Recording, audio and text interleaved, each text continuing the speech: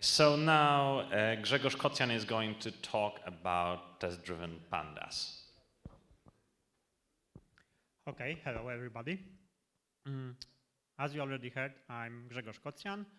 I'm creating this website, Be Lazy Dev, all about working smart, not hard.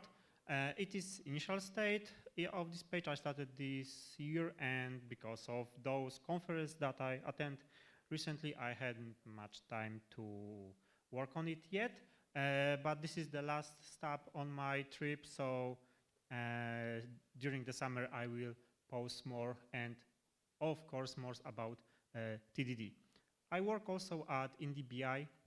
We are analyzing games sale data and helping sell more games to indie companies. So I'm coding in Python for over a decade, and for some time I started to struggle with some production issues, some problems with coding. I feel a lot of stress, and right now I can say that TDD make my coding experience fun again. So I want to share with you my experience for like last few years. And at the beginning, it might feel unintuitive and illogical, because it is. We are taught to do it differently, and we are taught in all the places. So not only at studies, internet, the courses, everybody is teaching us not to do TDD, not to start from the test. And it is difficult at the beginning, but I hope to show you the way of thinking in TDD and how to manage the first steps. So let's begin with practice, because to learn TDD we need to practice a lot. And we'll start from describing our task. So we will have an input. We'll have a list of students, and we will have a list of their homework, exam, and quizzes score. We will also need to do something with this data, right? So we expect some output. As output, we need some grade book for each student group. So pretty simple data analysis and some aggregations. So meet our data. First table is, of course, with students. We have some ID, we have name, net ID, so it is some student number, and email address, all uppercase, and group that has this student. We have another table with homework and exam scores. Right now we have first name and last name as separate columns because we love consistency in our data. SID, all lowercase, because like I said, we love consistency in our data. And the first homework score with its maximum points.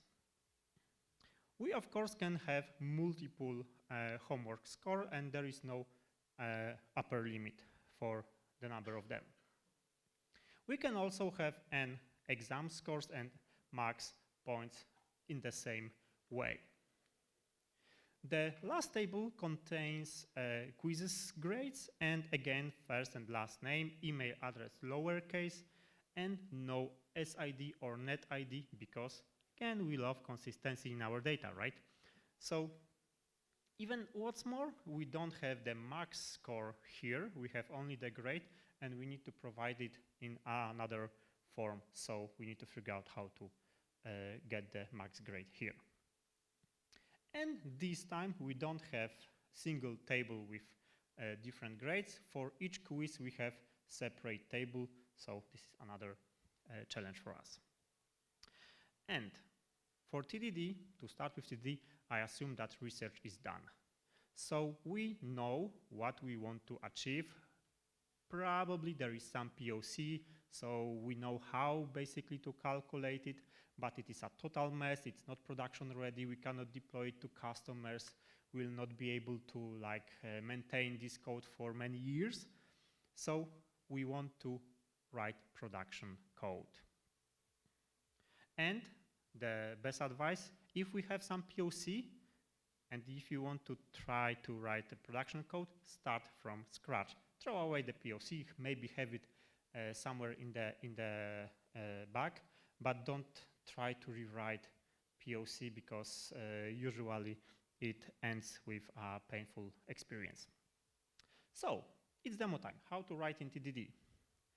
Well, I recorded every step that I do, and I do those steps also in my work in this Git repo. So I will share you the link at the end of the presentation, but generally on each slide that will be presented with the code, you will see the hash of the Git commit and the commit message from the repo. So this is the recording of all the steps that I'm taken to create this task solution.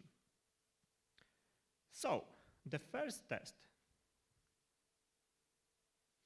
it's not very complicated one, right? So this is the first test that I'm usually writing when I'm starting new project, and this allows me to check if everything works. So if I started my environment correctly, if my IDE is working, if I'm importing everything in a right way, and I can focus that, okay, I bootstrap everything in the right way, and I'm not distracted by any issues inside of my IDE or environment, etc., when I'm trying to figure out what to test next. And what to test next, so the first actual test, I was waiting 17 minutes. It took me 17 minutes to figure out what to test first, because it is difficult. It is difficult to start with TDD because I have no code, right? So I have no idea how to write a test without existing code. So after 17 minutes, I figured out that it would be good to rename the file name. So that was all I achieved. Okay, maybe I did a little bit more. So I needed to start from what I know, and I know exactly how data looks like. So I started from recreating the knowledge inside the test. I know how students' data look like, so the simplest way to represent it in the Python code is with list of dictionaries. And I convert this list of dictionaries to Pandas data frame because we want to calculate everything in Pandas. And I keep this assert false as a safeguard because this test is not finished. If not this assert false, this test will be passing, it will be green, so it's rather not finished yet, right? Okay, so I have my data. What can I do then? I can write a test. Now I can see what I can test with this input data. I know that I want to generate gradebook and have all the information grouped by the student group. And I have this information entirely in this list of students. I have student name and student group here.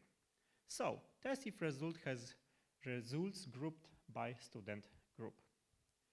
And I rename this test X to a proper name. And I created my production code here. So this is all the code that I have currently, and this is a representation of all the production code that I have already. So I started with simple refactoring because keeping production code inside test is not a good idea, but it is some starting point. But I created a separate function. It is still in the same file for a simplification. I keep the things that change for the same reason close together. And right now, it's easier to me to just see like few lines of code in a single file. And it's nothing wrong at the beginning with that. So I have this generate gradebook function, and it is returning empty dictionary. So I need to make this test pass. As you can see, the assertion here is that I expect that keys in this result contains the group that the student is assigned to. So the number 1. How to pass this test? So we can replace this dictionary with static dictionary containing key 1 and empty data frame. And this test is passing right now. And that's enough. as a first step in TDD workflow.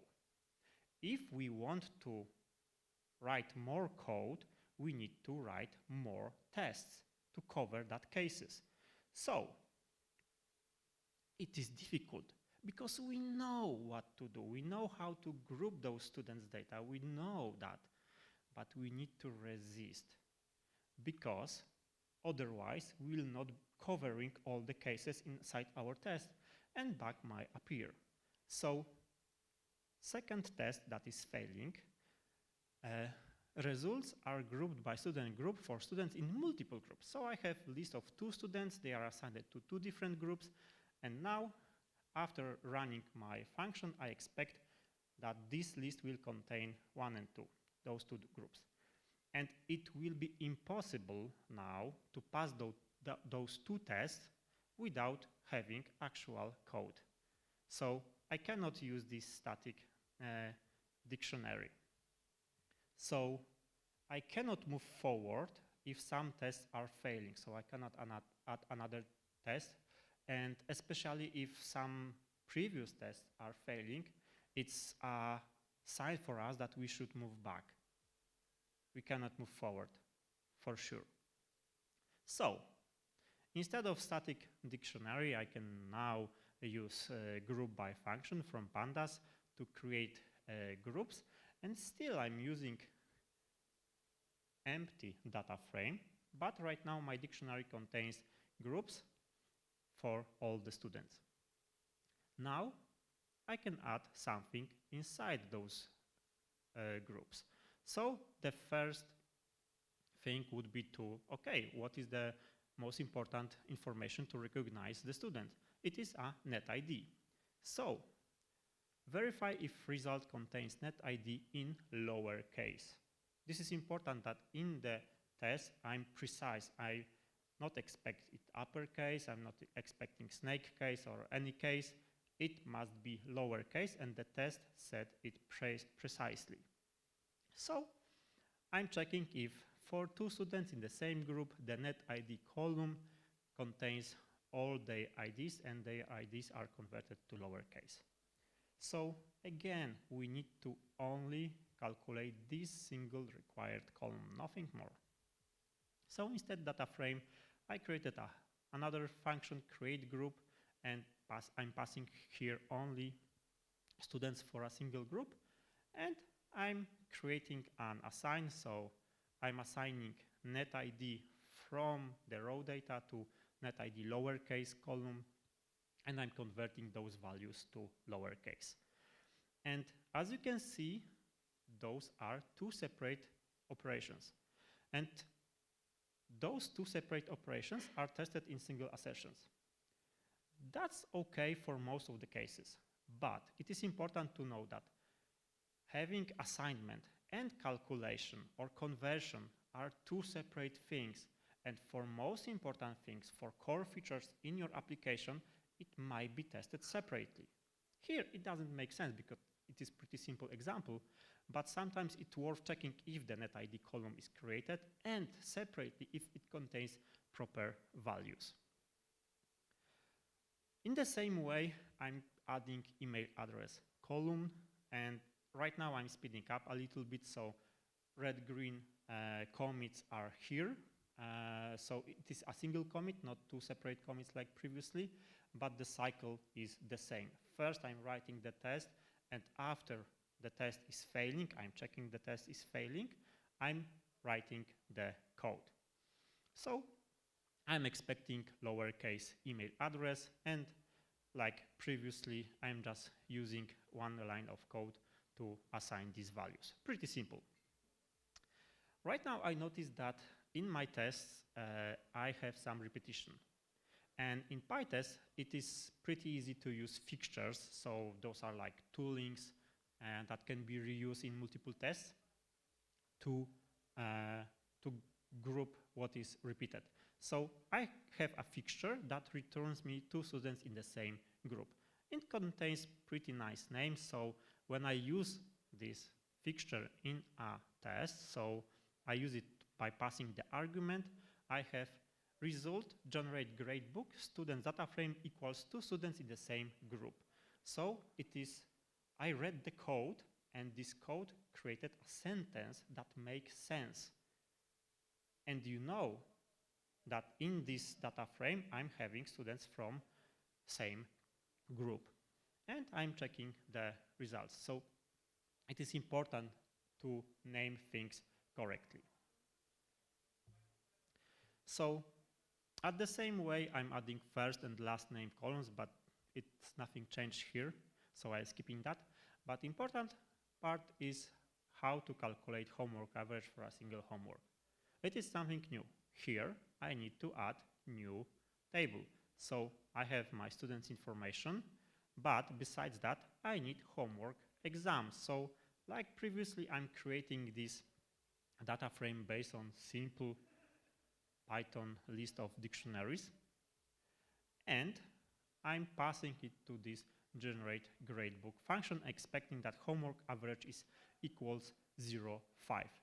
And what is important here, I use values that I can verify manually. I don't use complex values. Use simple and static input for test and for the output for assertions. So you will not need to put out your calculator to make sure that your values, that your output is correct. You should use simple values, so you will be sure from a first looking at the line that it is correct. So how to pass this test? Well, I can, for first, I need to pass this information. So I need to add new argument to my function. And this breaks the contract. The first contract was that I have only one argument here in this function, right? The generate gradebook. And now I need 2 arguments. So at the beginning, I'm starting with optional argument. And if this argument is none, I'm creating a default homework exam data frame that contains homework data that will return average 0.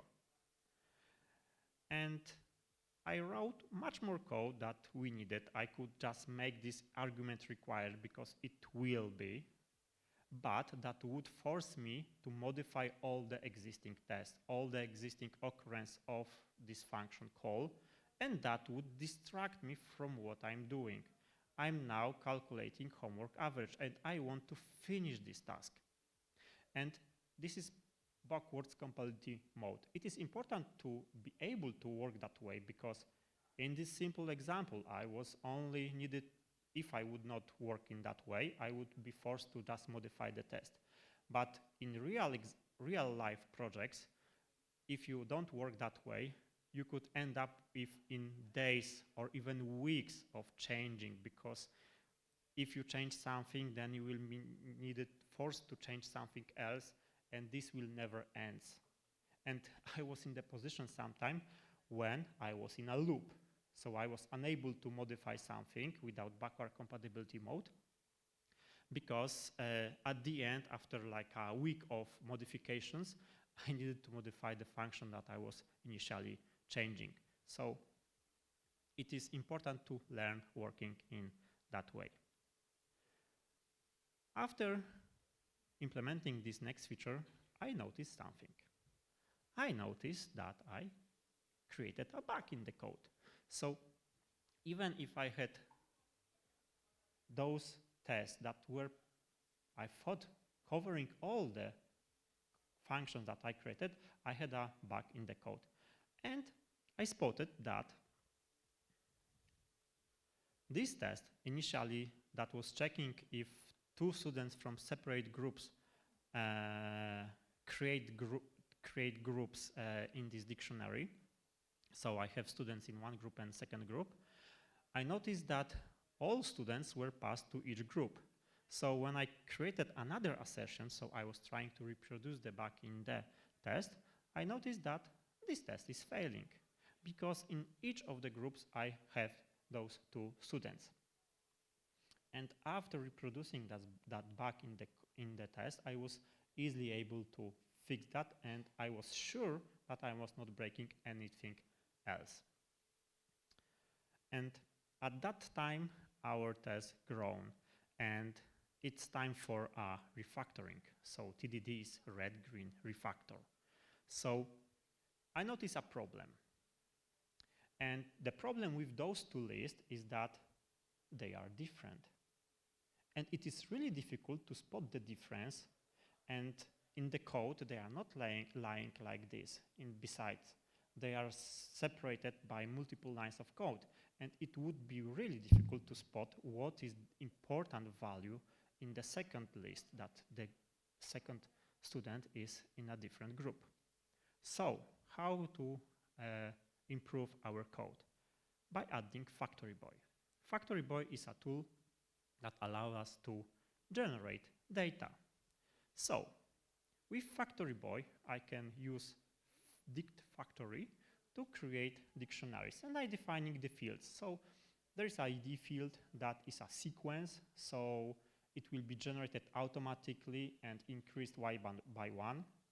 There is a name, it is iterator, so I'm selecting those 2 names and I'm just iterating over them. So basically this allows me to create 2 students, but that's totally fine.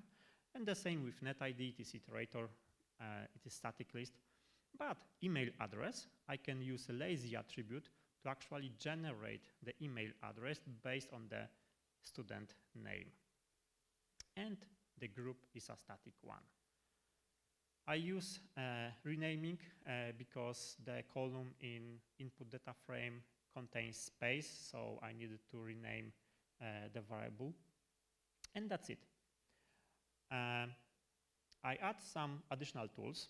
So because a Factoryboy allows us to create single object and multiple objects. So we have build batch, but we cannot build directly data frame from it. So I created a class method that does that. So I'm calling default build batch function from Factoryboy and then passing it to convert rows to data frame.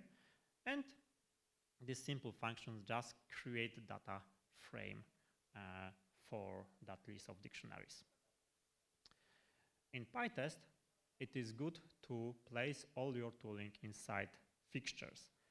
And I did the same for the students factory. So fixtures allow us to reuse the tooling, so reuse the code inside the test, but also it covers the cleanup. So we can set up that this factory student will be created for each test separately without any problems. And there were problems if we were not using it in that way. Why? Because Factoryboy is not only a tool for testing, and it has some internal caching. And this internal caching was breaking some tests randomly if we were running them concurrently. So it is a good advice to put them inside fixtures, so the cache inside Factoryboy will be cleaned for each test. And if I have some code that generates data, it's good to also test this code. So I'm using this student factory, calling create and checking if the code that I expect is created. And I'm doing it again to check if the second student is created correctly and everything works fine here. So right now, instead of those 2 huge students list, I can simplify those to simple list of factory calls, and you can easily spot the difference that the last student has overwritten group to second group. And I knew from the beginning that there is a Factoryboy, and I would probably need it, but I was delaying decision of adding Factoryboy because premature refactoring, premature optimization, and decision are bad things. You need to make informed decisions on selecting the libraries, selecting databases, selecting frameworks, toolings, etc. And we can make informed decisions based on knowledge. And we have knowledge from doing actual code. We cannot predict the future. Maybe this time the Factoryboy would not be needed because the code would be simple enough just to test it directly without it. So I was delaying that decision until I noticed that, okay, I have problem in my test that is worth refactoring and fixing.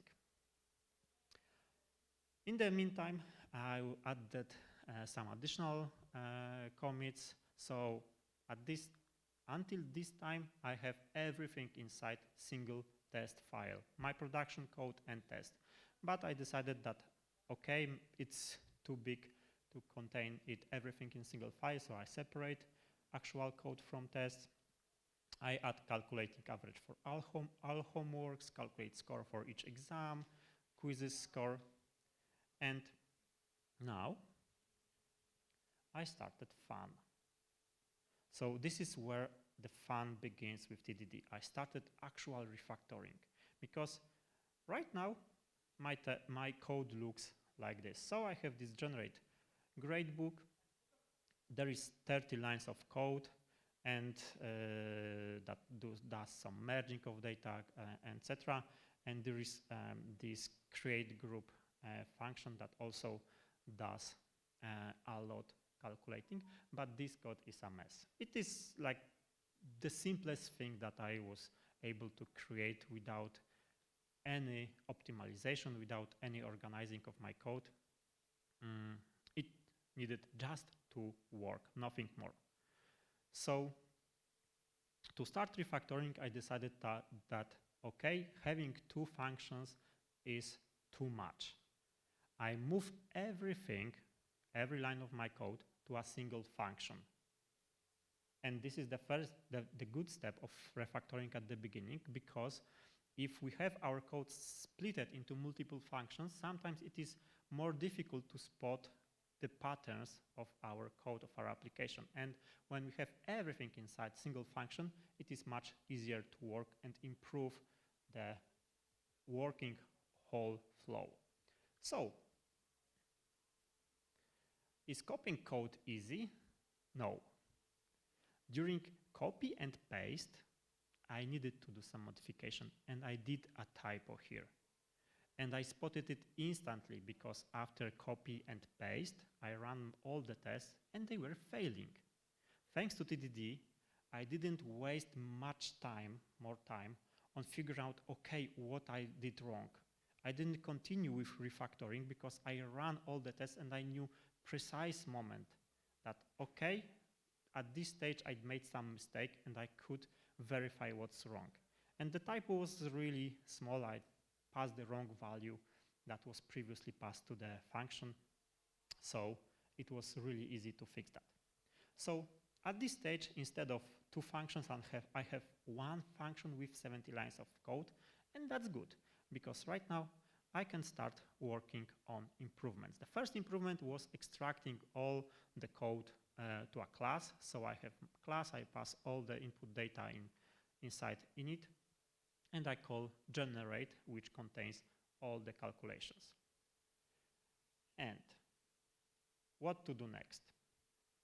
The simplest thing that we can refactor inside our huge class is to extract variables. So instead of having variables that, for example, here we have sum of quiz marks, I can create a function that does the same thing.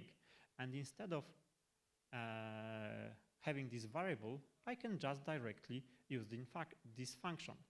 And right now, instead of 70 lines of code, I have 69. So I simplified my huge patch of code. And I can do the same thing with the calculation, how quizzes score are calculated. And right now, I have result, quizzes score, so I'm creating a column, and I'm having calculation, how these quizzes score are calculated in a separate function. And it is called separation of concerns. So I'm separating assignment from calculation. Why? Because I can reuse this calculation to fill multiple columns. I can use it for a totally different data frame, for totally different output. And thanks to that, I can reuse my code easily. So how this code looks after multiple such small, tiny steps? It was like around 18 of them. You can see that there was an init commit here when I started refactoring, and there were 18 more commits. So after the refactoring, it looks like this. Result equals base student information. So I was extracting base student information. I was assigning homework score, and the homework score calculation was in a function. Here it was a little bit tricky because I have dynamic number of exam scores, so I needed to dig zip column names with exam scores.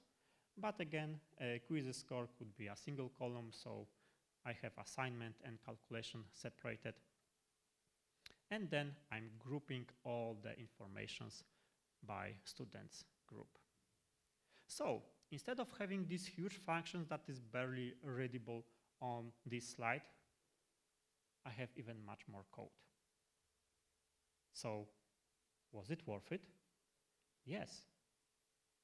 The quality of your code is not counted by line of numbers, but how easy it is to read it.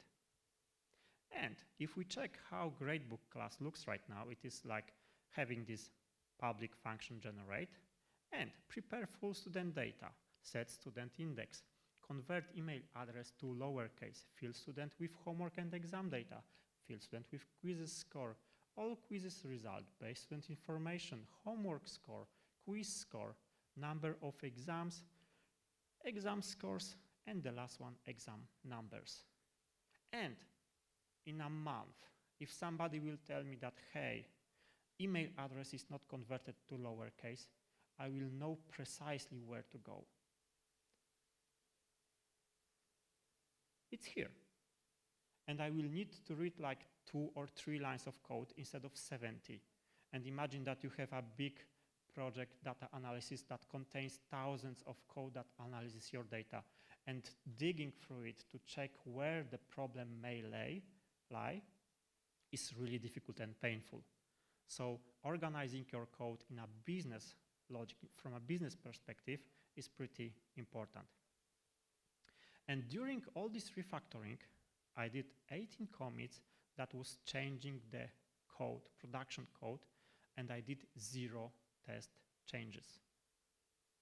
This is definition of good test design.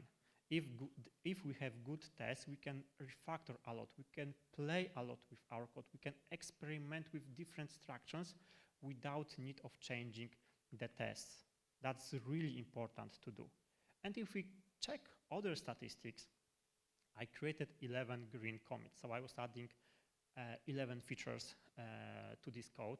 There was 12 red tests because we have this first test that was assert false, and 2 bugs that was fixed, and 33 refactoring commits.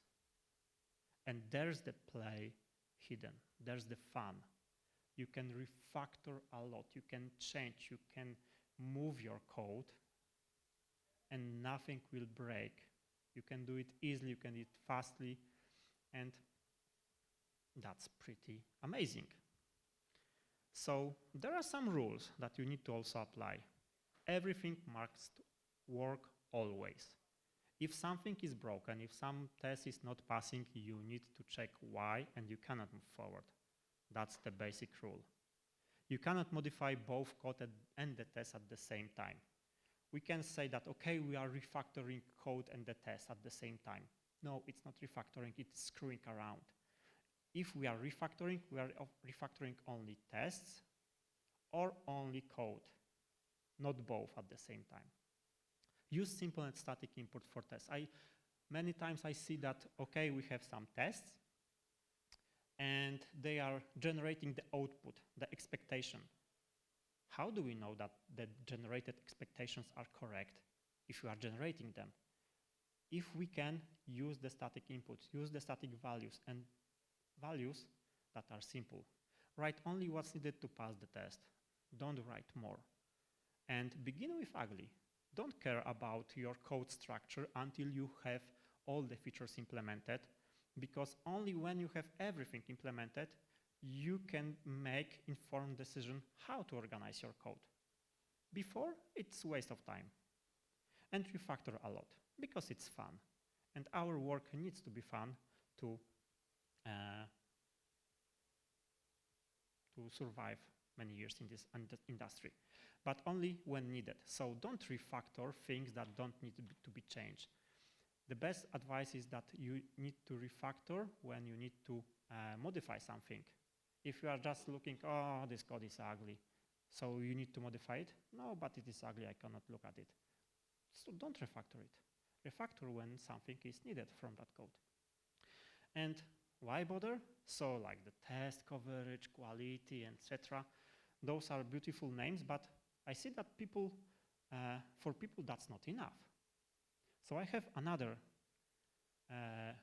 reason for you. Why bother?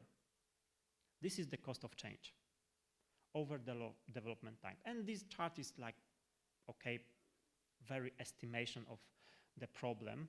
But in traditional way, we are starting very quickly. We can start quickly, but over like 1 year of development in our project, maybe 2 years, the cost of change start to grow drastically. And that's proven, and there is a survey that currently is starting for the next year. It is State of DevOps survey run by Google, I think, and they are doing it every year, and that's one of the outcomes. That if you are doing it traditional way, the cost of change is increasing over time. And if you are doing TDD, then at the beginning, of course, the cost of the change implementation is a bit higher because you need to write the tests, you need to learn how to write those tests. And it takes more time, but this time is rather constant. It don't change drastically over many years of development. Why? Because in all my code, there is no CSV files. Usually when I see example of Pandas code, they are started from, hey, import your data from CSV files. And this is called dependency. If we are using TDD, it is really difficult to start writing your test and including dependencies into them. So it is easier to write code that has no dependencies like CSV files because I created everything in Python script. And of course, it is right now pretty easy to just include, to import CSV files or Parquet files or get the data from database or from user input, from many sources, and I don't need to modify anything inside our core function. If you were in previous talks, there was a name for that. It is called hexagonal architecture. So this Pandas code was our core business logic, and for that we can add another adapters for source data. And for production code, it is a game changer. So, okay, trying is the first step towards failure, and in TDD, it's true. For me, I was failing like 3 times. I was like failing, trying another year, failing, trying another year.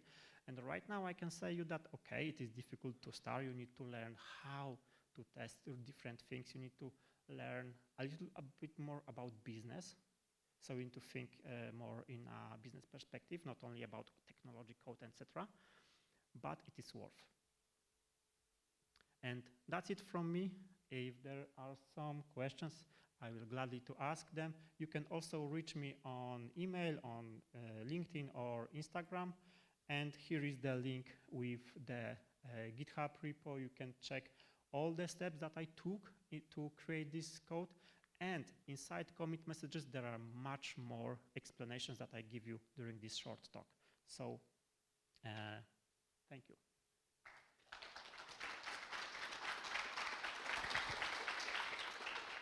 Thank you very much. There is one question.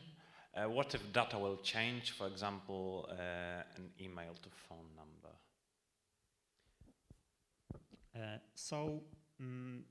There are, like, I could say that 2 cases. The beginning case and the long living project case. So at the beginning, like here we were testing a little bit too much. So we were testing like a simplified things, but in a perfect world, if we would need to change email address to a phone number, we would need to change 1 test. In our case, we would need to also change how the input data is generated. So most probably we would need to change the fixture, the Factoryboy, how the students are generated, so change the email address to phone. And most probably the test that is checking if the column with email address is changed to phone number. I think that in this case, it would actually require only those two changes. And this is also another definition of good test. If you need to modify some core function, you don't need to modify hundreds of tests. You need to modify those responsible only for checking this good code. And at the beginning, you may, for simplification, you may create a test function that tests much more, and that's good. But at the later stage, it is important to separate this. So if you will have a case when changing phone number, email number to phone number requires you to change many tests, it is a good start for refactoring. This is a good reason for refactoring and splitting some tests into smaller one, or checking only single column or single value inside single test. I have another question. Who thinks that I'm older than TDD? Okay, thank you. At least one hand. So, I'm not older than TDD, and I'm over 30 years old. TDD was the first information about TDD I found about Project Mercury. That was in very long time ago. They were sending stuff to space. I don't remember if it was like some satellites, etc., but they were generally programming on the paper with these dots, and they were using TDD. The name was invented in like early 2000 year, but generally this approach exists from almost the beginning of the programming. So if you want to learn TDD, you will learn actually the basic of programming, how it started, and it should be worth doing that. So thank you again.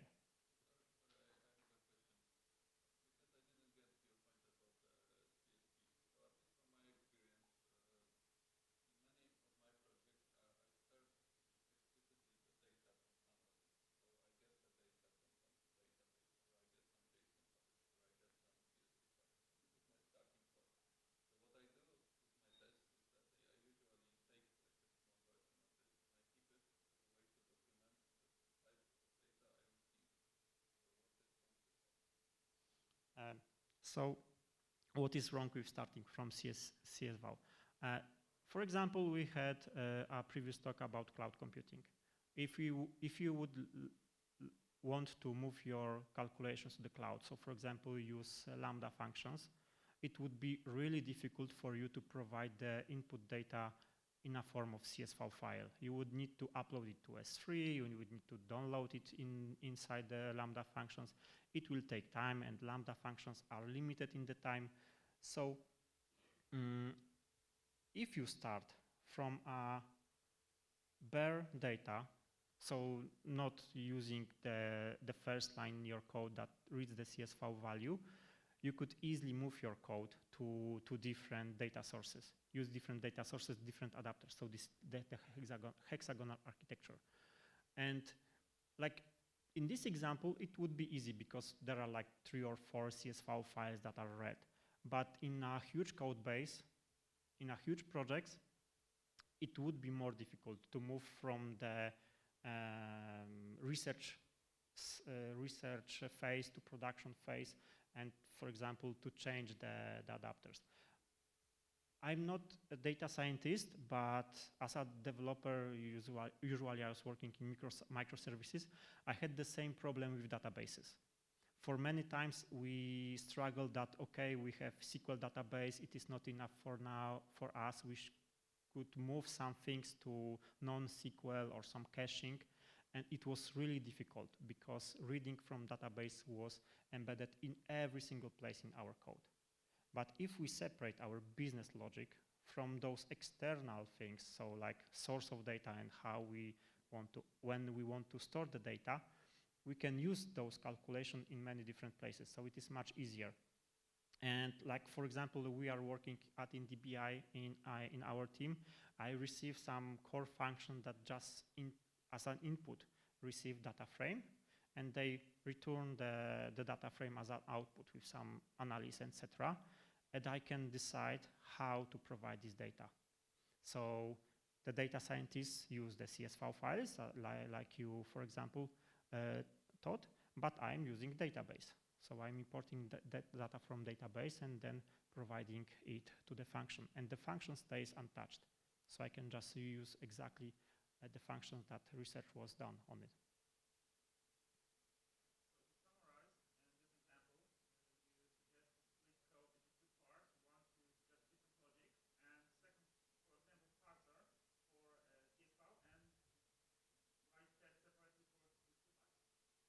Yes, so for example, you could just write a single test that is checking if, okay, I have some simple CSV file.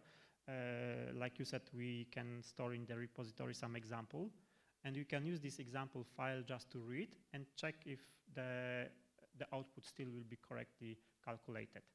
And it can be only single file, but all the other cases, so for example, if our calculations depends on different values, so averages, etc., we could provide like multiple different files. And if we would input that from CSV files, it is possible, but we would have a bunch of CSV files that contains 1 or 2 lines or 3 lines, and it would be not legible.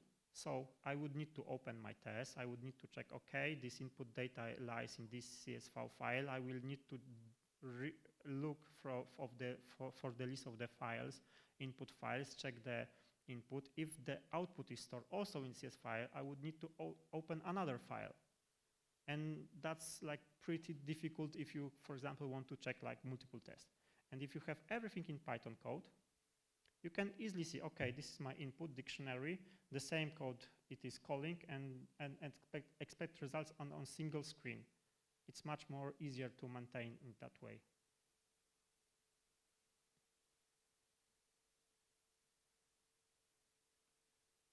Okay, I think that's enough. Thank you very much. I will be here for the whole conference, so see you later.